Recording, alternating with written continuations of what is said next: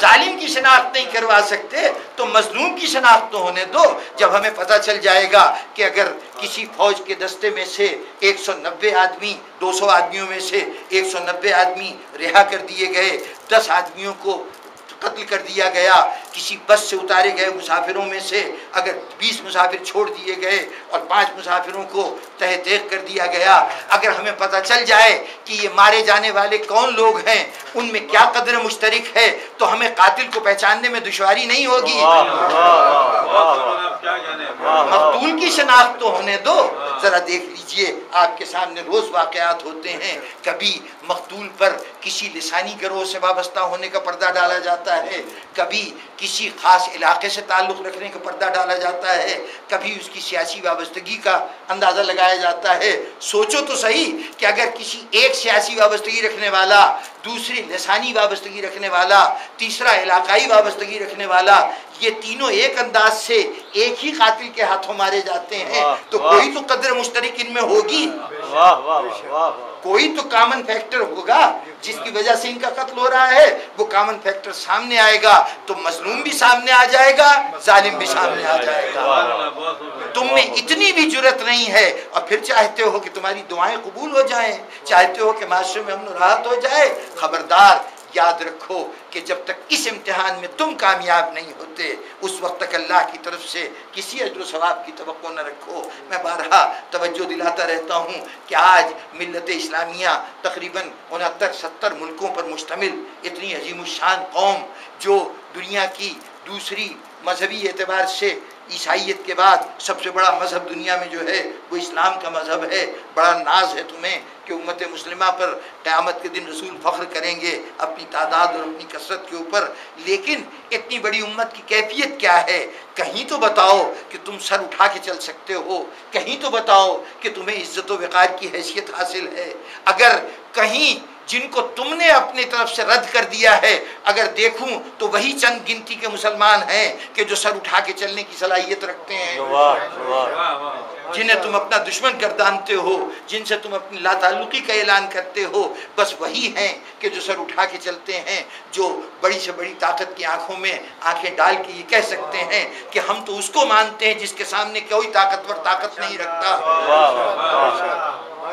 جن کا نعرہ توحید حقیقی معنوں میں اس اللہ سے ربط کا نام ہے، جو کہتے ہیں، جو لا الہ الا اللہ کا یہ مطلب نہیں رکھتے کہ ہم اللہ کے علاوہ کسی اور کے سامنے ہاتھ نہیں پھیلاتے، اللہ کے علاوہ ہم کسی اور کا دعا کے اندر نام نہیں لیتے، اللہ کے سوا ہم کسی اور کے سامنے دست دعا بلند نہیں کرتے. نہیں، وہ یہ کہتے ہیں کہ اس لا الہ الا اللہ کا مطلب ہے کہ کوئی طاقت نہیں سوائے اللہ کے، کوئی سپر پاور نہیں ہے سوائے اللہ کے. یہ کہنے والے کتنے ہیں تمہارے درمیان؟ اگر دیکھنا چاہو تو یہی وہ گروہ ہے کہ جو سر اٹھا کے چلتا ہے، جو عزت کے ساتھ چلتا ہے، اور جو چاہے قلیل ہو کثرتوں کے مقابلے میں بھی زندہ رہنے کی صلاحیت رکھتا ہے. ورنہ تمہاری یہ جو پوری اجتماعی بے عزتی ہے، جو تمہارا طرز زندگی ہے، جس طرح تم حقارت کی نگاہ سے دیکھے جاتے ہو، اس کا سبب کیا ہے؟ آج تم پر مظالم ہو رہے ہیں، فریاد کرتے ہو، کوئی سننے کے لیے نہیں آتا، کوئی مدد کے لیے نہیں آتا. کہنے کو دنیا میں ایک اقوام متحدہ ہے جو تمام لوگوں کے دکھوں اور درد کا علاج ہے، سب کے دکھ کا علاج کرتی ہے، لیکن جس کے دکھ کی پرواہ نہیں ہے اس کی، وہ مسلمان ہے، وہ کلمہ کو یہ امت ہے جس کے لیے کوئی اقوام متحدہ حیثیت نہیں رکھتی. یہ سب کیوں ہے؟ کبھی سوچا ہے تم نے؟ سوچو تو صحیح، کہیں ایسا تو نہیں ہے کہ یہ ماضی کے کیے ہوئے کسی ظلم کی سزا ہو؟ کہیں ایسا ہو کہ کوئی مظلوم تمہیں مدد کے لیے پکار رہا ہو اور تم نے اس وقت لبیک نہ کہا ہو؟ کہو گے اگر ماضی میں ایسا ہوا تو ہمارا تو کوئی تعلق نہیں تھا، ہم نے تو ظلم نہیں کیا، کربلا میں جو کچھ کیا گیا اس میں ہم تو شریک نہیں تھے، ہمیں اس کی سزا کیوں؟ ہاں، تمہیں سزا نہ ملتی اگر کربلا کے جرم کو تم جرم سمجھتے. تم نے کربلا کے مجرم کو اپنا ہیرو بنا لیا اور کربلا کے شہید کو اپنے لیے مجرم تصور کیا. اس کے بعد چاہتے ہو کہ تمہیں سزا نہ ملے؟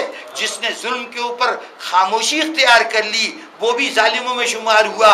تم تو ظلم کی حمایت کر رہے تھے، تم کیسے ظالموں میں شمار نہ ہوتے؟ ورنہ جن کو اللہ تعالیٰ جن کا امتحان لیتا ہے اور اس امتحان کے نتیجے میں ان کو صلے عطا کرتا ہے، تو ذرا غور فرمائیے، तुम पुकार रहे हो मदद के लिए, दुनिया में कोई तवज्जो नहीं देता। एक मजलूम ने करबला में खड़े होकर कहा था, हल मिन नासिरिन यंसुरना, है कोई जो मेरी मदद करे। एक सदा दी थी, उस सदा के जवाब में उस वक्त से लेके आज तक और वक्त बता रहा है कि आने वाला ज़माना कितना ही तवील क्यों न हो, ये एक उम्मत इंसानी मौजूद होगी जो हर लम्हे कह रही होगी, लब्बैक या हुसैन, लब्बैक या हुसैन, लब्बैक या हुसैन। ये सदा मुसलसल चली आ रही है। उस वक्त भी वो सदा रायगा नहीं गई थी, आज भी वो इमदाद की तलब रायगा नहीं जाती। रायगा उसकी सदा जाती है कि जिसके पीछे इंसाफ न हो, जिसके पीछे हक न हो, जिसके पीछे अदल न हो। जहाँ हक होता है उसकी आवाज़ उस वक्त भी सुनी जाती है। बज़ाहिर हमें ये नज़र आया कि दुश्मन की तरफ से तीर आए, नेज़े आए, भाले आए, लेकिन ज़रा इस एतबार से भी देखिए कि एक तरफ इक़्तिदार है, इख्तियार है, सल्तनत है, मर्तबे हैं, ओहदे हैं, ज़िंदगी की तमाम राहतें हैं, दूसरी तरफ भूख है, मौत है, सबसे बड़ा खतरा मौत है और यकीनी मौत है। ऐसे आलम में अगर ये मौत वाला गिरोह, मसाइब के गिरफ्तार गिरोह उस राहतें रखने वाले गिरोह से ये ख्वाहिश करे कि तुम हम में आके शामिल हो जाओ, तो इसका कोई इम्कान नहीं है। इसका इम्कान है कि इसके साथी इसका साथ छोड़ें और उधर चले जाएं। ये देखो कि जब जहाँ हक होता है उसमें कितनी बड़ी कुव्वत होती है कि करबला में एक तरफ मसाइब अपनी तमाम इंतहाओं पर, दूसरी तरफ दुनिया की तमाम नेमतें अपनी इंतहाओं पर। नेमतों की दुनिया आवाज़ दे रही है, मसाइब की दुनिया से एक फर्द भी इस दुनिया को तर्क करके उधर जाने को तैयार नहीं। और उधर एक दो नहीं जो कुछ तारीखों से मिला है, कम से कम 14 अफराद हैं, 14 अफराद हैं। हुर को मैं एक फर्द शुमार कर रहा हूँ, उसके भाई को, उसके बेटे को भी एक शुमार कर रहा हूँ। 14 ऐसे अफराद हैं जो शब आशूर से लेके शहादत इमाम हुसैन तक लश्कर यजीद से निकलते थे, हुसैन की जमात में आते थे और आके जान पे खेल जाते थे, जान की कुर्बानी पेश कर देते थे।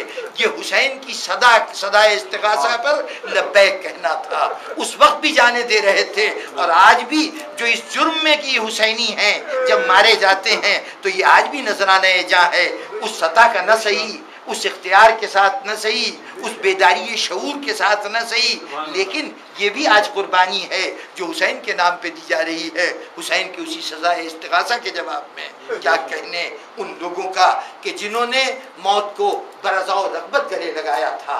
करबला में अजीब अजीब पहलू हैं। करबला में इस एतबार से एक बड़ा मुनफरिद सूरत हाल है कि जो दुनिया में किसी और जंग में, किसी और सूरत हाल में ये बात नजर नहीं आती। दो बातें साथ साथ। एक बात ये थी कि हुसैन अपने इस दौरान सफ़र में छोटी सी जमात साथ है, दौरान सफ़र तो बहुत ही कम थे, रफ्ता रफ्ता इजाफा होते होते ये इनकी तादाद करबला तक पहुँचते पहुँचते 70-72 तक हो गई थी। या करबला में कुछ और लोग यजीद की फौजों से यहाँ शामिल हुए थे तो बहुत तादाद होगी, तो 125 की तादाद होगी, 150 की तादाद होगी, इससे ज़्यादा तादाद नहीं है। इस तादाद की कैफियत ये है कि होना तो ये चाहिए था कि हुसैन जितने आगे के ख़तरात हैं उसको निगाहों से ओझल रखते, इनकी हिम्मतें बढ़ाते रहते, अपनी कमज़ोरी से, अपनी कम तादाद से परेशान न हो। अभी हमारी मदद आ जाएगी। यकीनन दूसरे लोगों को जब पता चलेगा कि नवासे रसूल मैदान जंग में घिरा हुआ है तो वो इमदाद के लिए आ जाएंगे। उम्मीद बंधाते रहते, तवक्को को बुलंद करते रहते, वादे करते रहते कि अगर मुझे कूफे का तख्त मिल गया तो तुम्हें मनसब दूंगा, ओहदे दूंगा। लेकिन पूरे रास्ते हुसैन हर मंजिल पर जहाँ मौका मिलता है असहाब से ये कहते, सुनो हम जहाँ जा रहे हैं वहाँ इख्तिदार नहीं है, इख्तियार नहीं है, गर्दनें कट जाएंगी, बाजू जुदा हो जाएंगे, जान चली जाएगी, भूख का सामना करना पड़ेगा, मौत का सामना करना पड़ेगा। एक एक मंजिल पर हिम्मत बंधाने के बजाय लोगों की हिम्मतें पस्त करते आ रहे हैं। ये बताते जा रहे हैं कि किन नताइज का सामना है। एक तो ये इक़दाम बड़ा मुनफरिद था और दूसरा इक़दाम इस एतबार से बड़ा मुनफरिद है कि हुसैन ने किसी भी अपने एक साथी को भी उस वक्त तक अपने साथ नहीं रखा जब तक उसने खुद इकरार नहीं किया कि मैं अपनी रजा और अपनी ख्वाहिश से आपका साथ दे रहा हूँ। कोई एक फर्द भी हुसैन की जमात में ऐसा नहीं है जिसको